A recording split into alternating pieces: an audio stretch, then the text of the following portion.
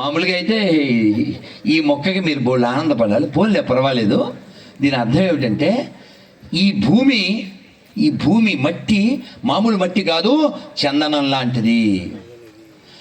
ప్రతి ఊరు ఓ తపో భూమి, ప్రతి బాలిక ఓ దుర్గమ్మ, ప్రతి బాలుడు ఒక రాముడు. हर शरीर मंदिर सा पावन, हर मानव उपकारी है।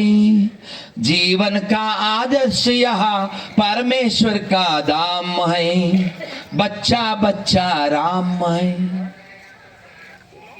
ఈ శరీరం ఉందే, ఈ శరీరానికి ఒక పేరు పెట్టి ఇది రెడ్డి బాడీ, ఇది చౌదరి బాడీ, ఇది శర్మ బాడీ, ఇది శెట్టి బాడీ కాదు.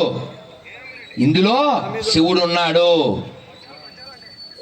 ఈ వేమన గారే దొంగలు పెళ్లికెళ్తున్నటువంటి బృందం ఆడవాళ్ళని కొట్టి ఆ నగలవి లాక్కుని వచ్చేస్తే ఈ అభిరామి అంటాడు, ఏమండి ఇంకెప్పుడు మీ తపస్సేనా, మీ సాధనేనా, మీ ధ్యానమేనా, ఊళ్ళో వాళ్ళకి ఏం చేయరా మీరు అంటే ఆయన చాలా సత్వగుణం కలిగిన వాడు. ఓ నవ్వారు. వాళ్ళు బంగారం అనుకుని దొంగతనం చేశారు కదా, ఏ పెట్టి ఓపెన్ చేసినా అందులోంచి బండరగబ్బలో పావులు తేళ్ళు అవన్నీ కుట్టిని. ఈయన అక్కడే ఉంటే సామి అని వచ్చారు. ఆయన అన్నారు, ఏంది ఆయన వారి పాటికి వారి పెళ్ళికి వెళ్తుంటే వాళ్ళని కొట్టి వాళ్ళ దగ్గర లాక్కున్నారే, ఇప్పుడు బాధగా ఉందా, ఈ బాధ వాళ్ళకి కలిగించినప్పుడు లేదా అని ఒక అద్భుతమైన పాట అండి. మీరు అర్థమైందంటే ఖచ్చితంగా కళ్ళనీళ్ళు వస్తాయి. ఏం చెప్పారు తెలుసా? శబ్దం చేయకుండా వినండి.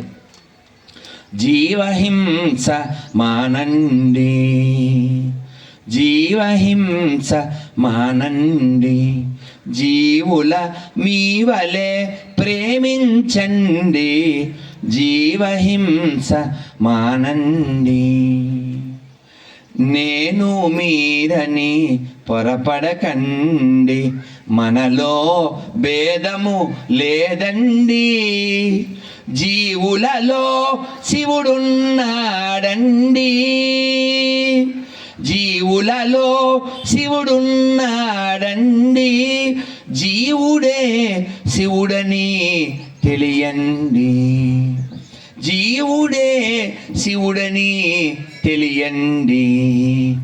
జీవహింసతో బతికేవాడు శివుని మెప్పు కనలేరండి, జీవులలో శివుడున్నాడండి,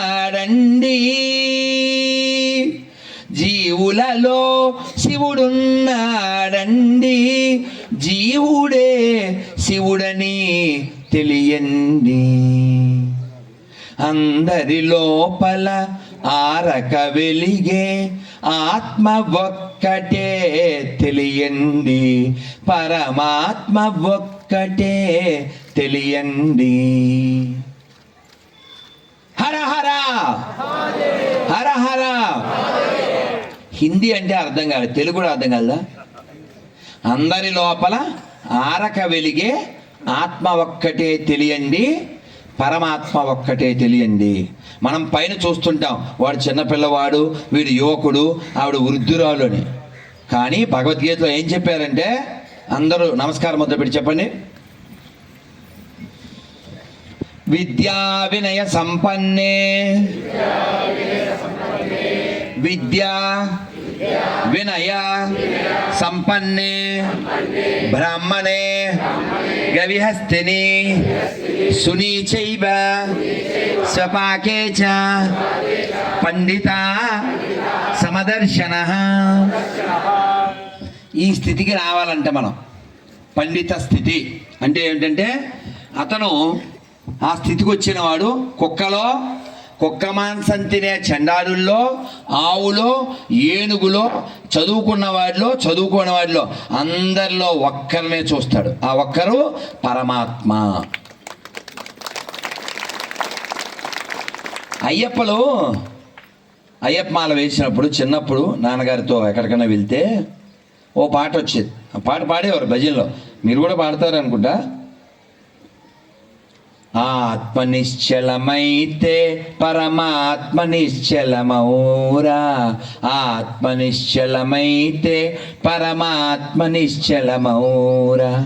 ఆవుకు రంగులు ఉంటాయి గాని పాలకు రంగులు ఉంటాయా? ఆవు వంటిదే నీ ఆత్మ, పాల వంటిదే పరమాత్మ. వాగుకు వంకరలుంటాయి గాని నీటికి వంకరలుంటాయా? వాగు వంటిదే నీ ఆత్మ, నీటి వంటిదే పరమాత్మ. ఆత్మ నిశ్చలమైతే పరమాత్మ నిశ్చలమౌరా. కాబట్టి మనమంతా ఎవరం? ఆత్మస్వరూపులం. ఇది ఎవరు చెప్పారు?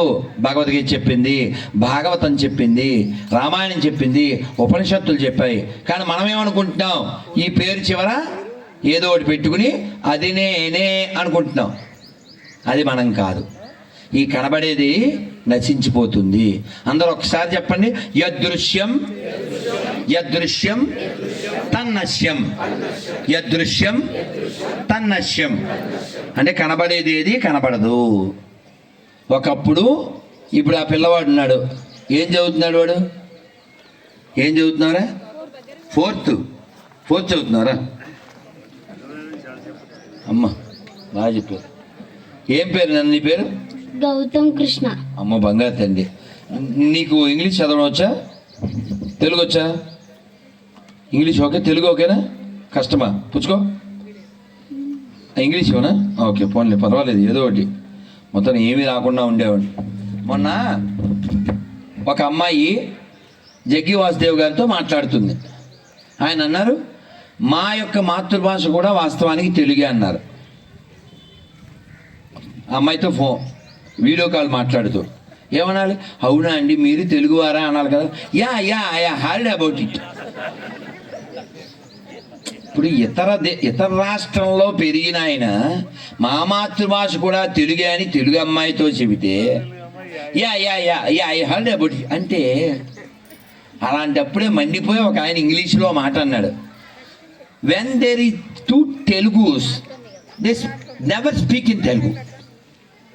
ఇద్దరు తెలుగు వాళ్ళు కలిస్తే ఇంగ్లీష్లో మాట్లాడతారు. అది పోయే కాలం.